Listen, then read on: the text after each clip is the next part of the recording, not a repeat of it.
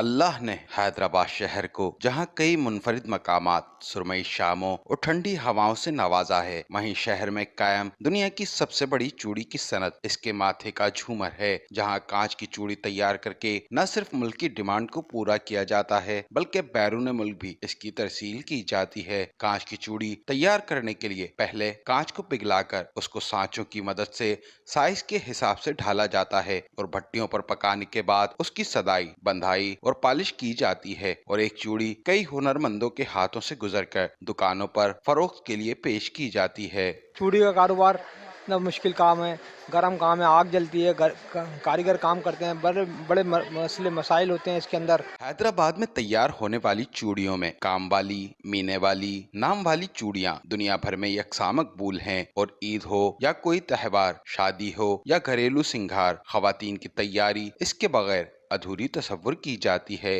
Shopping करने के लिए आए हैं और हमारी ईद की शॉपिंग मुकम्मल हो गई, पर हमने चूड़ियाँ ली, इसके बगैर तो हमारी कोई ईद ही नहीं है। बहुत मशहूर है और बहुत प्यारी और बहुत मेहनत से बनती हैं। ये तो आप लोग देख रहे हैं कि ये बनी बनाई चूड़ी है, लेकिन इसमें जो मेहनत लगती है वो हम लोगों को पता है कि ये किस तरह से बनती है। हैदराबाद में कायम ये सनत 2 लाख से जायद अफराद के रोजगार का जरिया है। ताहम मुल्क की माशी मसाइल और गैस और बिजली का बहरान इस सनत को भी तबाह कर रहा है, जिसके तहफ़्फ़ुज़ के लिए वसी पैमाने पर अमली इक़दामात की जरूरत है। कैमरामैन जहाज़ेब अली के साथ कलीमुल्लाह, सच न्यूज़, हैदराबाद।